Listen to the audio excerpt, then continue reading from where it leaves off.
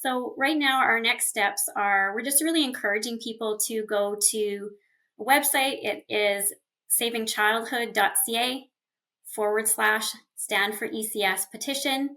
We're asking people to sign our petition to ask the board to have those absentee ballots counted. Adam Sos here for Rebel News. It's no secret that sort of woke, radical, and what some might call anti-Christian ideas are making their way onto school boards and into school board policies, regardless of whether these schools are Christian or not. There seems to be a never-ending advancement of these types of ideas. But what's extremely concerning is when you have a community come together representing one of these school boards, as we saw happen in Edmonton Christian schools, and they send a clear message at their annual AGM that they don't want these policies, and then their votes, their messages, their clear stance is simply set aside in what can only be described as undemocratic fashion. Before we vote, I would also like to hear from the other candidates who put their names forward and can be voted on tonight, especially given the experience that they were denied for their candidacy, including teachers at Christian universities, teachers, or somebody who's been a teacher, a principal, other people that were also previous board members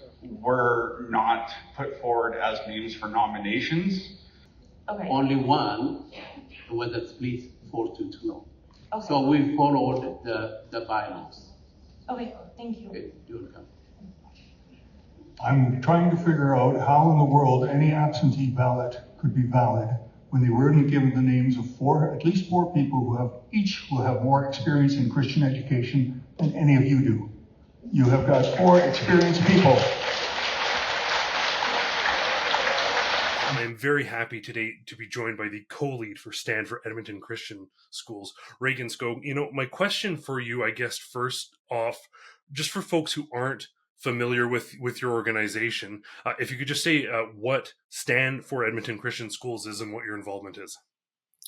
All right, so we are a grassroots organization. We reached out to concerned parents, teachers, and other like-minded Christians to take a stand for biblical faithfulness in our schools. And so, we came together originally in the summer of 2023 after the principal at one of our schools had put out a letter saying that there would be Pride Week celebrations in our Christian school. So that was a bit of the straw that got us started, and the rest is history. Yeah, so, and as you'd think, this isn't in the public schools, or maybe that's a different conversation. Now, I, for one, don't think that necessarily we should be pushing anything age inappropriate in public schools either, but certainly parents can hope to expect Christian principals in a Christian school. Tell us what happened on June 4th at the AGM in as much detail as you can recall for folks who maybe haven't heard about this story. Yeah, so my understanding is that the previous AGM had about 56 people, and we were up to just about under 800 for our AGM on June 4. So there was a lot of interest in what was going to go on at that AGM. It took about an hour in order to just approve the agenda. There was quite a ruckus that occurred with different motions being put forward. And so after about that hour, we had approved the agenda for the meeting. But at some point after that, someone from the crowd had put forward a motion in order to invalidate over 1,000 legally submitted ballots in order to, vote in what we hope to be biblically faithful board members. And so really over 1,000 people and members of our Christian society, which governs the Christian education component of our schools, they were disenfranchised. They were effectively told that their votes didn't matter and were somehow second class. So... And just to confirm there for folks, so the key thing, there were some other policies being discussed, but the core sort of thing here was it effectively the actual election of the board members who would shape policy moving forward? Yeah, that was sort of the most important part of the AGM, was to elect new board members. And so we had really labored through the year to make sure that the folks that would be selected would reflect the values that the society was built on.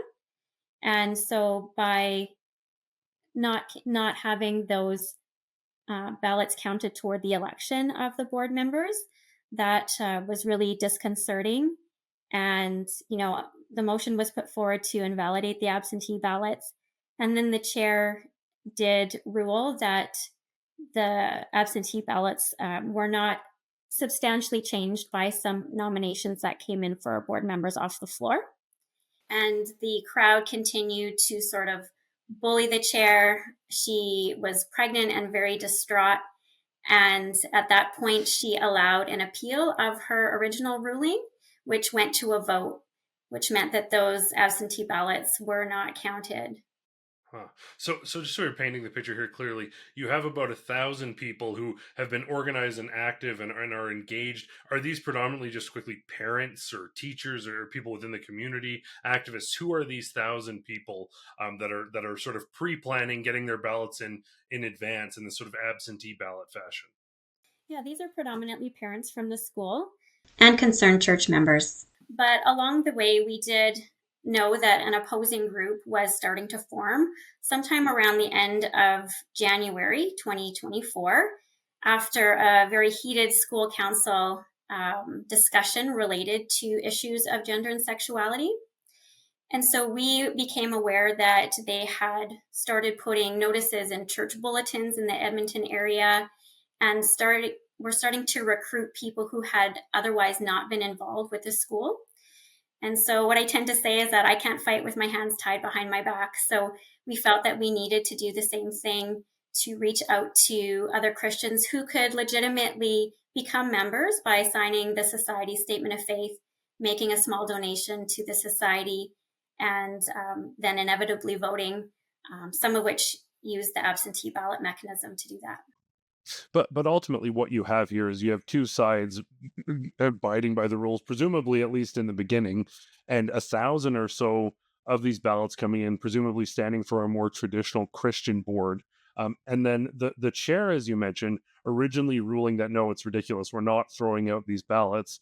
And then after pressure, bullying, I've heard some pretty aggressive descriptions of what went on there. The person basically caved and recanted, and then ultimately what you have is a clear minority here getting their way, when the vast majority of people who are engaged and are active, parents within the community, all their voices have just been cast aside. Is that right?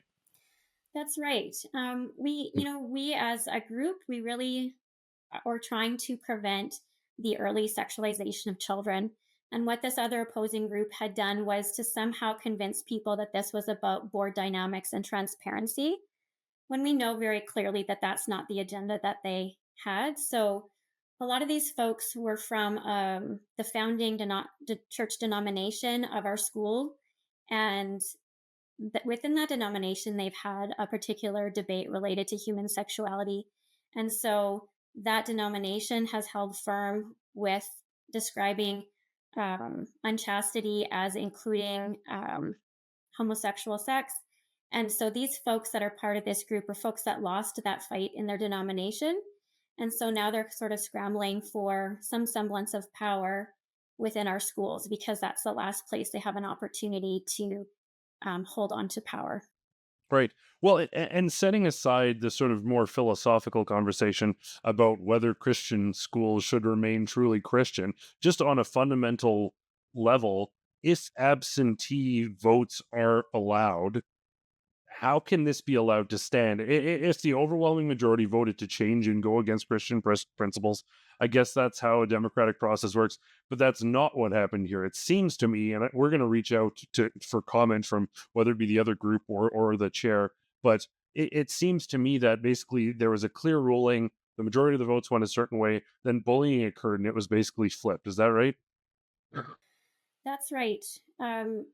The basic competency of the chair was questioned.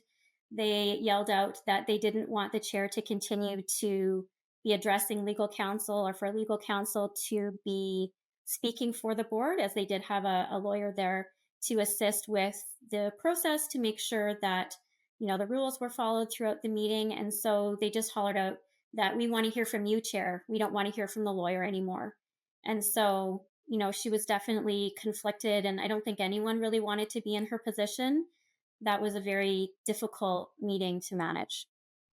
That's certainly troubling. And again, this is becoming an alarming trend within society at large, I suggest. But if the ballots were valid, it has to be. How can this stand? What's the next step? What's happening? Is there any action you can take to rectify what seems to be a clear wrong? Madam Chair, I would like to make a motion to table this discussion and all motions that are on the floor. Clearly, the board and the chair, with all due respect, have lost the confidence and trust of a vast majority of people in this meeting. We cannot proceed. This is insane. So I would like to put a motion on the floor to table this discussion and whatever motions on the floor.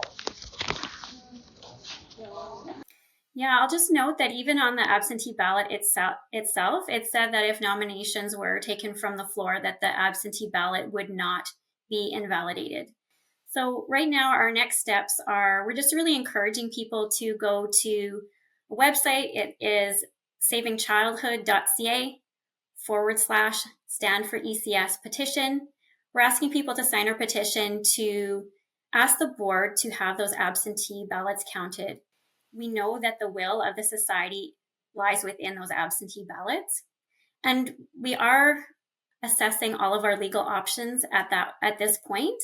And there is an option also on that website to contribute to our fight, because unfortunately, that fight does come with a cost, and we have a short time frame to raise those funds. And so we would really appreciate anyone who feels strongly about these sorts of issues to help us out by contributing. That is savingchildhood.ca, and there is a donate button there. I want to thank you so much for your time. We're going to keep following this story. I'll ask you to kind of keep in touch so that we know what's happening with this. I think people need to hear this story. It needs to get out there, so we are happy to be able to do that. Please do stay in touch. We did reach out to Edmonton Christian Schools for comment, but as of yet, they have not replied. For everyone at home, I want to thank you all so much for tuning in. For Rebel News, I'm Adam Sos. If parents opt to send their children to a Christian school in order for them to learn Christian values and be educated in Christian tenets, it is important that that decision be respected, plain and simple. Woke advocates and LGBTQ enthusiasts don't need to insert themselves into every single school board and ensure that everybody agrees with their way of thinking. That's not how a free democratic society works. If you agree, sign our petition at stopclassroomgrooming.com.